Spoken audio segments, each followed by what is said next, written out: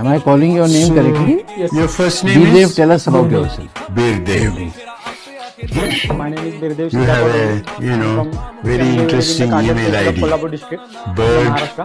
I completed my graduation in civil engineering from College of Engineering Yes, I know. 2020. But you have arranged it in a way which is very interesting. July 2020, I And worked sheep in and India goat. Post Department as a ಈ ವಿಡಿಯೋದಲ್ಲಿ ಇರುವಂಥ ವ್ಯಕ್ತಿಯ ಹೆಸರು ಬಿರ್ದೇವ್ ಡೋಣೆ ಅಂತ. ಇವರು ಕರ್ನಾಟಕದ ಬೆಳಗಾವಿ ಜಿಲ್ಲೆಯ ನಾನಾಪಾಡಿ ಗ್ರಾಮದವರು. ಈ ಹುಡುಗ 2024-2025 ಸಿವಿಲ್ ಸರ್ವಿಸ್ ಎಕ್ಸಾಮಿನೇಷನ್ನ UPSC ಪರೀಕ್ಷೆ ಬರೆದು ಆಲ್ ಇಂಡಿಯಾ ರ್ಯಾಂಕ್ 551ನೇ ರ್ಯಾಂಕನ್ನು ಪಡ್ಕೊಂಡಿದ್ದಾನೆ. UPSC ಅಂದರೆ ಯೂನಿಯನ್ ಪಬ್ಲಿಕ್ ಸರ್ವಿಸ್ ಕಮಿಷನ್ ಅಂತ ಅರ್ಥ. ಇವರ ಕುರಿತಾಗಿ ಹೆಚ್ಚು ವೈರಲ್ ಆಗ್ತಾ ಇದೆ ಸೋಷಿಯಲ್ ಮೀಡಿಯಾಗಳಲ್ಲಿ. ಯಾಕಂದರೆ ಇವರು ಕುರುಬ ಸಮುದಾಯದವರು. ಇವರ ವೃತ್ತಿ ಅಂದರೆ ಈ ಹುಡುಗ, ಈ ವ್ಯಕ್ತಿ ಮಾಡ್ತಿದ್ದಂಥ ಕೆಲಸ ಕುರಿ ಕಾಯುವ ಕೆಲಸ. ಕುರಿ ಕಾಯ್ತಾನೆ ಕಷ್ಟಪಟ್ಟು ಹಗಲು ರಾತ್ರಿ ಸಮಯ ಸಿಕ್ಕಾಗೆಲ್ಲ ಓದಿ UPSC ಎಕ್ಸಾಮ್ ಬರೆದು 551ನೇ ರ್ಯಾಂಕ್ ತಗೊಂಡಿದ್ದಾನೆ. ಈಗ ಇವರು IPS ಅಧಿಕಾರಿ ಆಗ್ತಾರೆ. ಒಬ್ಬ ಕುರಿ ಕಾಯುವ ಕುರುಬ IPS ಆಗ್ತಾರಂದ್ರೆ ಅದು ಸಾಧಾರಣವಾದ ವಿಷಯ ಅಲ್ಲ, ಅಸಾಧಾರಣ ಸಾಧನೆ ಅಂತ ಕರಿಬಹುದು. A shepherd became IPS officer. It's not easy. ಅದು ನಮ್ಮ ಭಾರತ ದೇಶದಲ್ಲಿ. ಯೋಚನೆ ಮಾಡಿ, ಇವರು ಕುರಿ ಕಾಯ್ತಾನೆ, ಕುರಿಗಳನ್ನ ಮೇಯಿಸ್ತಾನೆ, ಕಷ್ಟಪಟ್ಟು ಓದಿ ರ್ಯಾಂಕ್ ತಗೊಂಡು ಇವತ್ತು IPS ಆಫೀಸರ್ ಆಗಿದ್ದಾರೆ ಅಂದರೆ ಇವರ ಹಿಂದೆ ಎಷ್ಟು ಸ್ಟ್ರಗಲ್ ಇರಬೇಡ, ಎಷ್ಟು ಅವಮಾನ ಇರಬೇಡ. ಕೆಲವರು ನಿಂದಿಸಿರ್ತಾರೆ, ನಿನಗೆ ಯಾಕೆ ಬೇಕು ಅದೆಲ್ಲ, ನಮ್ಮಂತರಿಗೆಲ್ಲ ಅದು ಸೂಟ್ ಆಗಲ್ಲ. ಕೆಲವರು ಕುಗ್ಗಿಸಿರ್ತಾರೆ, ಕೆಲವರು ಅವಮಾನ ಪಡಿಸಿರ್ತಾರೆ, ಕೆಲವರು ಆಡ್ಕೊಂಡಿರ್ತಾರೆ. ಆದರೂ ಕೂಡ ಆ ಯಾವುದು ಕೂಡ ತಲೆಗೆ ಹಚ್ಚಿಕೊಳ್ಳದೆ ಒಂದು ಯೋಜನೆ, ಒಂದು ಗುರಿ, ಒಂದು ಛಲ ಇಟ್ಕೊಂಡು ನನ್ನ ಕುಟುಂಬಕ್ಕೆ ಏನಾದರೂ ಮಾಡಬೇಕು, ಮುಂದೆ ನಾನೊಬ್ಬ ಅಧಿಕಾರಿ ಆಗಬೇಕು, ದೇಶಕ್ಕೆ, ಸಮಾಜಕ್ಕೆ, ನಮ್ಮ ಸಮುದಾಯಕ್ಕೆ ಏನಾದರೂ ಸೇವೆ ಮಾಡಬೇಕನ್ನೋ ಛಲ, ಆಸೆ, ಗುರಿ ಇಟ್ಕೊಂಡು ಈ ವ್ಯಕ್ತಿ ಓದಿ ಇವತ್ತು ಈ ಸ್ಥಾನಕ್ಕೆ ಬಂದು ನಿಂತಿದ್ದಾರೆ. ಬೈಬಲ್ನಲ್ಲಿ ಒಬ್ಬ ಭಕ್ತ ಇದ್ದಾನೆ. ಆ ಭಕ್ತನ ಹೆಸರು ದಾವಿದ ಅಂತ. ಈ ದಾವಿದ ಕೂಡ ಕುರಿ ಕಾಯ್ತಿರ್ತಾನೆ, ಕುರಿ ಕಾಯುವ ಕುರುಬ. ಇವರ ಜಾತಿ ಕುರುಬ ಜಾತಿ ಅಲ್ಲ, ಯಹೂದ ಜನಾಂಗ, ಯೂದ ವಂಶದವನು. ಆದರೆ ಕುರಿ ಕಾಯ್ತಿರ್ತಾನೆ ಈ ದಾವಿದ. ಸಡನ್ ಆಗಿ ಒಂದು ಆಪರ್ಚುನಿಟಿ ಬರುತ್ತೆ. ಆ ಆಪರ್ಚುನಿಟಿ ಏನಪ್ಪ ಅಂದರೆ, ಆ ಸಮಯದಲ್ಲಿ ಸೌಲ ಇಸ್ರಾಯೇಲರಿಗೆ ರಾಜ ಆಗಿರ್ತಾನೆ. ಫಿಲಿಸ್ಟಿಯರು ಸೌಲನ ಮೇಲೆ ಯುದ್ಧಕ್ಕೆ ಬರ್ತಾರೆ. ಸೌಲನಿಗೂ ಫಿಲಿಸ್ಟಿಯರಿಗೂ ಯುದ್ಧ ನಡೀತಾ ಇರ್ತತೆ. ಫಿಲಿಸ್ಟಿಯರ್ ಕಡೆಯಿಂದ ಒಬ್ಬ ವ್ಯಕ್ತಿ ಬರ್ತಾನೆ, ಬಹಳ ದೈತ್ಯವಾಗಿರ್ತಾನೆ, ರಾಕ್ಷಸ ಇದ್ದಂಗಿರ್ತಾನೆ, ಬಹಳ ಹೈಟ್ ಇರ್ತಾನೆ. ಆ ವ್ಯಕ್ತಿಯ ಹೆಸರು ಗೊಲ್ಯಾತ. ಅವನು ಪ್ರತಿದಿನ ಫಿಲಿಸ್ಟಿಯರ ಸೈನ್ಯದಿಂದ ಮುಂದೆ ಬಂದು ಇಸ್ರಾಯೇಲರನ್ನ ಹೀಯಾಳಿಸಿ, ನಿಮ್ಮಲ್ಲಿ ಒಬ್ಬನನ್ನ ಕಳಿಸ್ರಿ, ಅವನು ನನ್ನನ್ನು ಸೋಲಿಸಿದರೆ ನಾವೆಲ್ಲರೂ ನಿಮಗೆ ದಾಸರಾಗ್ತೀವಿ, ನಾನು ಅವನನ್ನು ಸೋಲಿಸಿದರೆ ನೀವೆಲ್ಲರೂ ನಮಗೆ ದಾಸರಾಗಬೇಕಂತಂದೇಳಿ ಚಾಲೆಂಜ್ ಆಗ್ತಾ ಇರ್ತಾನೆ. ಈ ದಾವಿದನ ತಂದೆ ಇಷಾಯ ದಾವಿದನಿಗೆ, ನಿಮ್ಮ ಅಣ್ಣಂದ್ರು ಸೌಲನ ಸೈನ್ಯದಲ್ಲಿ ಯುದ್ಧಕ್ಕೆ ಹೋಗಿದ್ದಾರೆ, ನೀನು ಅವರಿಗೆ ಬುತ್ತಿ ಕೊಟ್ಟು ಅವರ ಯೋಗಕ್ಷೇಮ ವಿಚಾರಿಸ್ಕೊಂಡು ಬಾ ಅಂತಂದೇಳಿ ಕಳಿಸ್ತಾನೆ. ಯುದ್ಧ ಪ್ರಾರಂಭ ಆಗಿ 40 ದಿವಸ ಆಗಿರ್ತತೆ. ದಾವಿದ ರಣರಂಗಕ್ಕೆ ಬಂದಾಗ ಯಥಾ ಪ್ರಕಾರವಾಗಿ ಈ ಗೊಲ್ಯಾತ ಸೈನ್ಯದಿಂದ ಮುಂದೆ ಬಂದು ಇಸ್ರಾಯೇಲರನ್ನ ಹೀಯಾಳಿಸಿ ಯಥಾ ಪ್ರಕಾರವಾಗಿ ಮಾತಾಡ್ತಾನೆ. ದಾವಿದನಿಗೆ ಆ ಮಾತುಗಳನ್ನು ಕೇಳಿ ರೋಷ ಬರುತ್ತೆ. ಆಗ ದಾವಿದನೇ ಮುಂದೆ ಹೋಗಿ ಕವಣೆ ಕಲ್ಲಿನಿಂದ ಆ ಗೊಲ್ಯಾತನ ಹಣೆಗೆ ಹೊಡಿತಾನೆ. ಆ ಕಲ್ಲು ಆ ಗೊಲ್ಯಾತನ ಹಣೆಗೆ ತೂರಿ ಹೋಗುತ್ತೆ. ಅವನು ಬಕ್ಮರ್ಲ್ ಬೀಳ್ತಾನೆ. ಆಗ ದಾವಿದ ಆ ಗೊಲ್ಯಾತನ ಕತ್ತಿಯನ್ನೇ ತಗೊಂಡು ಅವನ ಕತ್ತನ್ನ ಕಡಿದು ಅವನ ತಲೆಯನ್ನ, ಅವನ ಶಿರವನ್ನ ಯೆರೂಸಲೇಮಿಗೆ ತರ್ತಾನೆ. ಆ ದಿನದವರೆಗೂ ದಾವಿದ ಅಂದ್ರೆ ಯಾರು, ದಾವಿದನ ತಂದೆ ಇಷಯ ಯಾರು, ಅವನ ಕುಲ ಯಾವುದು, ವಂಶ ಯಾವುದು, ದಾವಿದನ ತಾಯಿ ಯಾರು, ಅವನ ಅಣ್ಣಂದ್ರು ಯಾರು, ಅವ್ರೇನ್ ಕೆಲಸ ಮಾಡ್ತಾರೆ, ಇದ್ಯಾವುದು ಕೂಡ ಇಸ್ರಾಯೇಲರಿಗೆ ಗೊತ್ತಿದ್ದಿಲ್ಲ. ಯಾವಾಗ ಈ ಗೊಲ್ಯಾತನನ್ನ ಸೋಲಿಸಿ ಅವನ ತಲೆಯನ್ನ ಯೆರೂಸಲೇಮಿಗೆ ತಗೊಂಡು ಹೋಗ್ತಾನೋ ಆಗ ಇಡೀ ಸಮುದಾಯದವರು, ಇಡೀ ಇಸ್ರಾಯೇಲ್ ಜನಾಂಗದವರು, ಹೆಂಗಸರು, ಗಂಡಸರು, ಚಿಕ್ಕವರು, ದೊಡ್ಡವರು ಮೊದಲುಗೊಂಡು ಈ ದಾವಿದನ ಬಗ್ಗೆನೇ ಮಾತಾಡಲಿಕ್ಕೆ ಶುರು ಮಾಡ್ತಾರೆ. ಅಂದ್ರೆ ಈ ಘಟನೆಯಿಂದ ದಾವಿದನ ವಂಶದ ಹೆಸರು, ದಾವಿದನ ಹೆಸರು ಪಬ್ಲಿಕ್ ಆಗುತ್ತೆ, ಎಲ್ಲರಿಗೂ ಗೊತ್ತಾಗುತ್ತೆ. ಒಂದು ದಾವಿದನ ಕುಟುಂಬಕ್ಕೆ ಒಂದು ಹೆಸರು ಬರುತ್ತೆ, ಒಂದು ಪ್ರಶಂಸೆ ಬರುತ್ತೆ, ಕೀರ್ತಿ ಪತಾಕೆ ಬರುತ್ತೆ. ನಂತರ ಇದೇ ದಾವಿದ ಇಸ್ರಾಯೇಲರಿಗೆ ಅರಸನಾಗಿ 40 ವರ್ಷ ಆಳ್ತಾನೆ ಇಸ್ರಾಯೇಲರನ್ನ. ಒಬ್ಬ ಕುರುಬ, ಕುರಿ ಕಾಯುವಂತ ಕುರುಬ ಇಸ್ರಾಯೇಲರ ರಾಜನಾಗ್ತಾನೆ. ಸತ್ಯವೇದದಲ್ಲಿ ಯೇಸು ಸ್ವಾಮಿಗೆ ಕೂಡ ಕುರುಬ ಅಂತ ಹೆಸರಿದೆ. ಅಂದ್ರೆ ಕುರುಬ ಜಾತಿಯವರಲ್ಲ, ಯಹೂದ ಜಾತಿ, ಹೆಸರು ಮಾತ್ರ ಆತನಿಗೆ ಕುರುಬ ಬೈಬಲ್ ಪ್ರಕಾರ. ಇಲ್ಲಿ ಈ ಕುರುಬ ಸಮುದಾಯದ ಈ ಬಿರ್ದೇವ್ ಡೋಣೆ ಇವರು ಈ IPS ಆದ ನಂತರ ಇಡೀ ಕುರುಬ ಸಮುದಾಯಕ್ಕೆ ಒಂದು ಕೀರ್ತಿ ಪತಾಕೆ ಬಂದಿದೆ, ಒಂದು ಕಿರೀಟ, ಆ ಒಂದು ಸಮುದಾಯಕ್ಕೆ ಒಂದು ಕಿರೀಟ ಇಟ್ಟಂಗಾಗಿದೆ. ಇಡೀ ದೇಶ, ಈ ಕಡೆ ಕರ್ನಾಟಕ, ಆ ಕಡೆ ಮಹಾರಾಷ್ಟ್ರ, ಚಿಕ್ಕವರಿಂದ ಮೊದಲುಗೊಂಡು ದೊಡ್ಡವರ ತನಕ ಎಲ್ಲ ಸೋಷಿಯಲ್ ಮೀಡಿಯಾಗಳಲ್ಲಿ ಇವ್ರದೇ ಮಾತು, ಇವರ ವಿಡಿಯೋಗಳೇ ವೈರಲ್ ಆಗ್ತಾ ಇದ್ದಾವೆ. ಇವರು ಇಷ್ಟು ಫೇಮಸ್ ಆಗ್ಲಿಕ್ಕೆ ಕಾರಣ ಆ ಸಮುದಾಯದಿಂದ ಒಬ್ಬ ವ್ಯಕ್ತಿ IPS ಆಗಿದ್ದಾನೆ. ಒಂದು ಸಮುದಾಯಕ್ಕೆ ಒಂದು ಗೌರವ, ಒಂದು ಕೀರ್ತಿ, ಒಂದು ಪ್ರಶಂಸೆ ಬಂದಿದೆ, ಒಂದು ಬೆಳಕು ಬಂದಿದೆ. ಇದಕ್ಕೆ ನಮ್ಮ ದೇಶದ ಸಂವಿಧಾನ ಕೂಡ ಕಾರಣ. ಬಾಬಾ ಸಾಹೇಬ್ ಅಂಬೇಡ್ಕರ್ ಅವರು ಬರೆದಂತ ಸಂವಿಧಾನ ಕೂಡ ಇದಕ್ಕೆ ಕಾರಣ. ಒಂದು ವೇಳೆ ನಮ್ಮ ದೇಶದಲ್ಲಿ ಬಾಬಾ ಸಾಹೇಬ್ ಅಂಬೇಡ್ಕರ್ ಅವರು ಈ ಸಂವಿಧಾನ ಬರೆಯದೆ ಹೋಗಿದ್ರೆ, ಇಂಥ ಸಂವಿಧಾನ ನಮಗೆ ಸಿಗದೆ ಹೋಗಿದ್ರೆ ಈ ವ್ಯಕ್ತಿ ಇವತ್ತು IPS ಆಗ್ತಿರಲಿಲ್ಲ. ಈ ವ್ಯಕ್ತಿ ಮಾತ್ರ ಅಲ್ಲ, ಈ ಮನುಷ್ಯ ಮಾತ್ರ ಅಲ್ಲ, ನಮ್ಮ ದೇಶದಲ್ಲಿ ಶೂದ್ರನಿಗೆ ಬೆಲೆನೇ ಇರ್ತಿದ್ದಿಲ್ಲ. ನಮ್ಮ ದೇಶಕ್ಕೆ ಒಂದು ಎಜುಕೇಶನ್ಗೆ ಒಂದು ಬೆಳಕು, ಒಂದು ಮಾರ್ಗ ತಂದದ್ದು ಬಾಬಾ ಸಾಹೇಬ್ ಅಂಬೇಡ್ಕರ್ ಅವರು.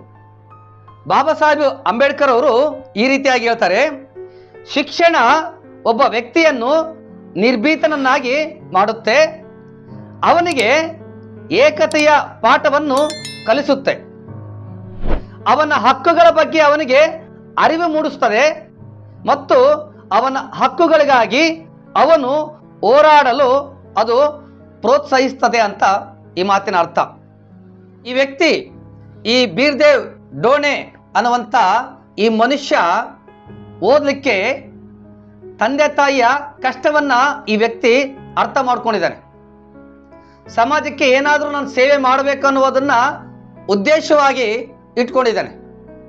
ಇವತ್ತು ಈ ಕಾಲದ ಯುವಕರಿಗೆ, ಯೂತ್ಸ್ಗೆ ಈ ಮಾತು ಹೇಳ್ತಾ ಇದ್ದೀನಿ.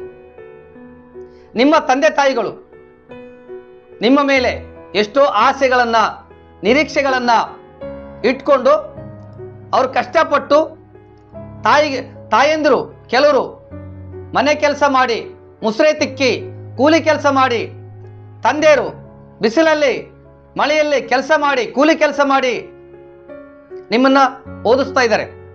ಅವರು ಅರ್ಧೋಗಿರ್ತಕ್ಕಂಥ ಬಟ್ಟೆಗಳನ್ನ ಹಾಕೊಂಡು ನಿಮಗೆ ಒಳ್ಳೆ ಬಟ್ಟೆಗಳನ್ನ ಕೊಡಿಸ್ತಾ ಇದ್ದಾರೆ. ಅವ್ರು ಹಾಕೊಳ್ಳೋ ಚಪ್ಪಲಿ ಅರ್ಧೋಗಿದ್ರು ಕೂಡ ನಿಮಗೆ ಸೂಟು, ಬೂಟು ಮತ್ತೆ ಫೀಸ್ ಕಟ್ತಾ ಇದ್ದಾರೆ. ನನ್ನ ಮಗಳು ಓದ್ಲಿ, ನನ್ನ ಮಗ ಓದ್ಲಿ, ಒಳ್ಳೆ ಅಧಿಕಾರಿ ಆಗಲಿ ಅನ್ನುವಂಥ ಆಸೆ.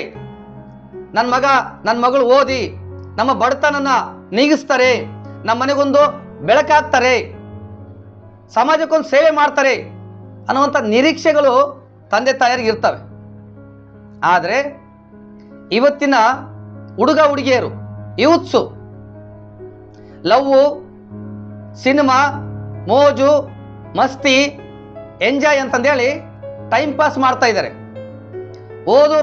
ಓದುವುದರ ಬಗ್ಗೆ ಗಮನ ಕೊಡ್ತಾ ಇಲ್ಲ. ಇನ್ನು ಕೆಲವರು ಇದ್ದಾರೆ, ಮೊಬೈಲಲ್ಲಿ ಟೈಮ್ ಪಾಸ್ ಮಾಡ್ತಾ ಇದ್ದಾರೆ.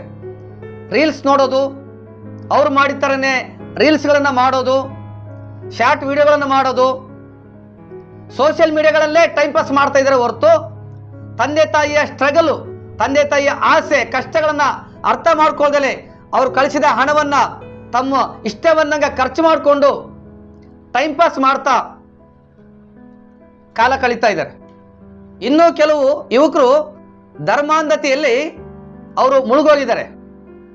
ಅಂದ್ರೆ ಈಗ ನಮ್ಮ ದೇಶದಲ್ಲಿ ಮತ್ತು ನಮ್ಮ ರಾಜ್ಯದಲ್ಲಿ ಕೆಲವರು ಇದ್ದಾರೆ, ಆ ಧರ್ಮ ಹಾಗೆ, ಈ ಧರ್ಮ ಹೀಗೆ, ನಮ್ಮ ಧರ್ಮ ಹೀಗಿದೆ, ನಮ್ಮ ಧರ್ಮಕ್ಕೆ ಅಪಾಯ ಇದೆ, ಆ ಧರ್ಮದವರು ನಮ್ಮ ಧರ್ಮನ ತುಳಿತಾ ಇದ್ದಾರೆ ಅಂತ ಹೇಳಿ ಕೆಲವು ರಾಜಕಾರಣಿಗಳು, ಕೆಲವು ಭಾಷಣಕಾರರು ಪ್ರಚೋದನಾ ಭಾಷಣಗಳನ್ನ ಮಾಡಿ ಇವತ್ತಿನ ಯುವಕರನ್ನ, ಅವರ ಮೈಂಡನ್ನ ಕೆಡಿಸ್ತಾ ಇದ್ದಾರೆ, ಕನ್ಫ್ಯೂಸ್ ಮಾಡ್ತಾ ಇದ್ದಾರೆ.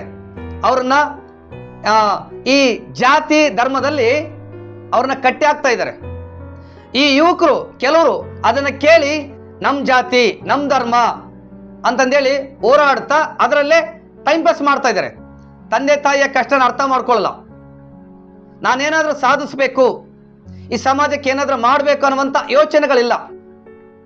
ನೆನ್ಪಿಟ್ಕೊಳ್ಳಿ, ನಿಮ್ಮನ್ನ ಧರ್ಮಾಂಧತೆಯಲ್ಲಿ, ಆ ಮತ್ತಿನಲ್ಲಿ ನಿಮ್ಮನ್ನ ಮುಳುಗಿಸ್ತಿರುವಂತ ವ್ಯಕ್ತಿಗಳ ಅವರ ಮಕ್ಕಳು ಇವತ್ತು AC ಕಾರುಗಳಲ್ಲಿ ತಿರುಗಾಡ್ತಾ ಇದ್ದಾರೆ, AC ಮನೆಗಳಲ್ಲಿ, ಬಂಗ್ಲೆಗಳಲ್ಲಿ ವಾಸ ಮಾಡ್ತಾ ಇದ್ದಾರೆ, ಫಾರಿನ್ಗಳಲ್ಲಿ ಓದ್ತಾ ಇದ್ದಾರೆ, ದೊಡ್ಡ ದೊಡ್ಡ ಬಿಸಿನೆಸ್ಗಳನ್ನು ಮಾಡ್ತಾ ಇದ್ದಾರೆ.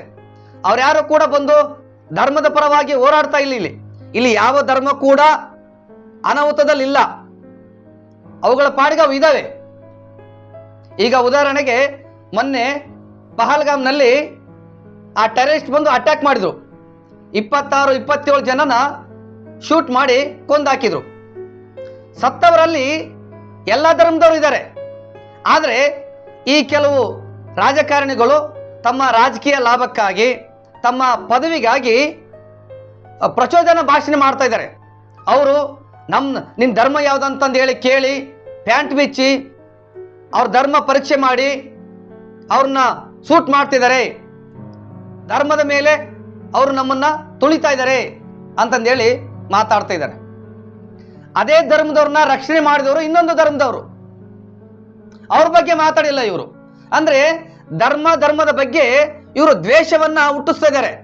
ಯುವಕರಲ್ಲಿ ಈ ವಿಷದ ಬೀಜನ ಬಿತ್ತುತ್ತಾ ಇದ್ದಾರೆ. ಈ ಕಾಲದ ಕೆಲವು ಯುವಕರು ಏನ್ ಮಾಡ್ತಿದ್ದಾರೆ, ಹೌದು ನಮ್ಮ ಧರ್ಮ, ನಮ್ ಜಾತಿ ಅಂತಂದೇಳಿ ಜಾತಿ ಧರ್ಮದ ಮತ್ತಿನಲ್ಲಿ ಬಿದ್ದು ನೀವು ಕೆಲವರು ಎಜುಕೇಶನ್ ಬಗ್ಗೆ ಗಮನ ಕೊಡದೇನೆ, ಓದೋದ್ರ ಬಗ್ಗೆ ಗಮನ ಕೊಡದೇನೆ ನಿಮ್ಮ ಟೈಮನ್ನ, ನಿಮ್ಮ ಭವಿಷ್ಯವನ್ನ ಹಾಳು ಮಾಡ್ಕೊಳ್ತಾ ಇದ್ದೀರಾ. ಸತ್ಯವೇದದಲ್ಲಿ ಒಂದು ವಾಕ್ಯ ಇದೆ, ಆ ವಾಕ್ಯವನ್ನು ಓದೋಣ.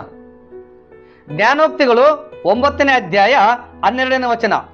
ನೀನು ಜ್ಞಾನವಂತನಾದರೆ ನಿನ್ನ ಜ್ಞಾನವು ನಿನಗೇ ಲಾಭಕರ, ಧರ್ಮ ನಿಂದಕನಾದರೆ ನೀನೇ ಅದರ ಫಲವನ್ನು ಅನುಭವಿಸುವಿ.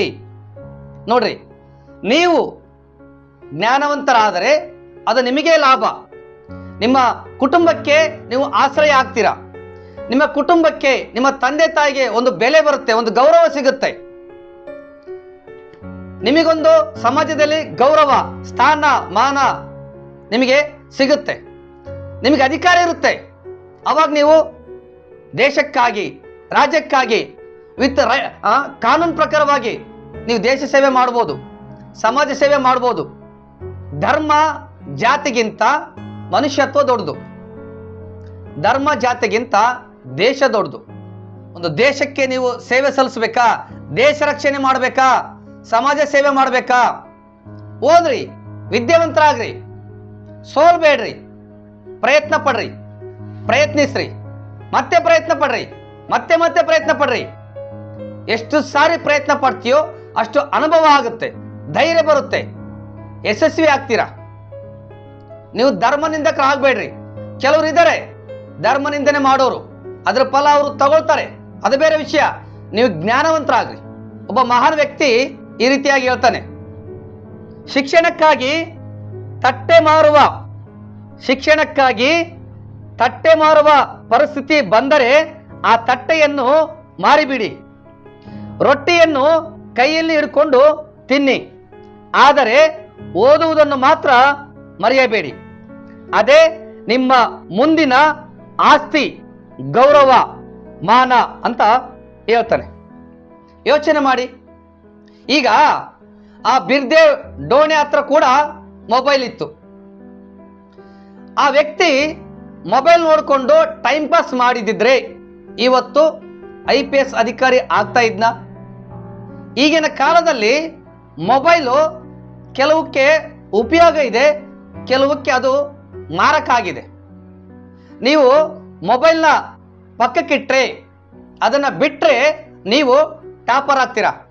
ಒಂದ್ ವೇಳೆ ನೀವು ಮೊಬೈಲ್ನ ಬಿಟ್ಟಿಲ್ಲ ಅಂತ ಅಂದ್ರೆ, ಸೈಡ್ಗಿಟ್ಟಿಲ್ಲ ಅಂತ ಅಂದ್ರೆ, ನೀವು ಫ್ಯೂಚರಲ್ಲಿ ಫೇಲ್ಯೂರ್ ಆಗ್ತೀರಾ. ನೀವು ಫ್ಯೂಚರಲ್ಲಿ ಟಾಪರ್ ಆಗ್ಬೇಕಂದ್ರೆ ಮೊಬೈಲ್ನ ಪಕ್ಕಕ್ಕಿಡಿ, ಓದ್ರಿ, ಪ್ರಯತ್ನ ಪಡ್ರಿ. ಪ್ರಯತ್ನ ಪಟ್ರೆ ಏನ್ ಬೇಕಾದ್ರೂ ಮಾಡ್ಬೋದು. ಒಂದು ವಾಕ್ಯ ಓದಿ ಈ ವಿಡಿಯೋನ ಮುಗಿಸೋಣ. ಯಾಕೋಬನು ಬರೆದ ಪತ್ರಿಕೆ 1ನೇ ಅಧ್ಯಾಯ 5ನೇ ವಚನ. ನಿಮ್ಮಲ್ಲಿ ಯಾವನಿಗಾದರೂ ಜ್ಞಾನ ಕಡಿಮೆಯಾಗಿದ್ದರೆ ಅವನು ದೇವರನ್ನು ಕೇಳಿಕೊಳ್ಳಲಿ, ಅದು ಅವನಿಗೆ ದೊರಕುವುದು.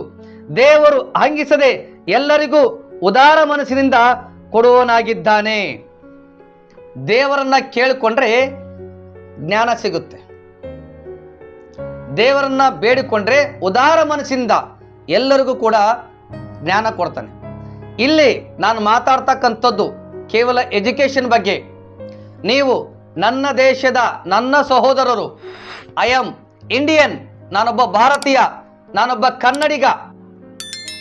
You are my brothers and sisters, my friends. ನನ್ನ ಕುಟುಂಬ ಇದು. ಕನ್ನಡ ನಾಡು ನನ್ನ ಕುಟುಂಬ, ಭಾರತ ದೇಶ ನನ್ನ ಕುಟುಂಬ. ನಾನು ಯೇಸುವನ್ನು ಹಿಂಬಾಲಿಸ್ತೀನಿ. I am Hindu, I am Indian, I follow Jesus. ಅದು ನನ್ನ ವ್ಯಕ್ತಿಗತವಾದಂಥ ವಿಷಯ. ಆದರೆ ಶಿಕ್ಷಣ ನನಗೂ ಕೂಡ ಅವಶ್ಯಕತೆ ಇದೆ. ಈ ದೇಶದ ಪ್ರತಿಯೊಬ್ಬ ಪ್ರಜೆಗೂ ಅವಶ್ಯಕತೆ ಇದೆ. ಇವತ್ತು ನಾನು ಮಾತಾಡಿದ್ದು ಕೇವಲ ಶಿಕ್ಷಣದ ಬಗ್ಗೆ. ನೀವು ಕೂಡ ಒಬ್ಬ ಬಿರ್ದೇವ್ ಡೋಣೆ ಆಗ್ಬೋದು, ನೀವು ಕೂಡ ಒಬ್ಬ IAS ಆಫೀಸರ್ ಆಗ್ಬೋದು.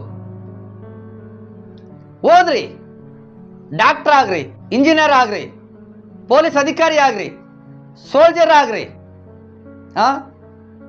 ಅಧಿಕಾರ ಪಡ್ಕೊಂಡು ದೇಶವನ್ನ ಕಟ್ರಿ, ಸಮಾಜ ಸೇವೆ ಮಾಡ್ರಿ. ನಿಮ್ಮ ಕುಟುಂಬಕ್ಕೂ ಹೆಸರು, ನಿಮ್ಮ ತಂದೆ ತಾಯಿಗಳಿಗೂ ಗೌರವ, ನಿಮಗೂ ಕೂಡ ಸ್ಥಾನಮಾನ ಸಿಗುತ್ತೆ. ದೇವರು ನಿಮ್ಮೆಲ್ಲರನ್ನ ಆಶೀರ್ವಾದ ಮಾಡಿ. ನನ್ನ ಯೇಸು ಕ್ರಿಸ್ತ ನಿಮ್ಮೆಲ್ಲರಿಗೂ ಜ್ಞಾನ, ವಿವೇಕ, ತಿಳುವಳಿಕೆ ಕೊಡಲಿ. ಆಮೇನ್.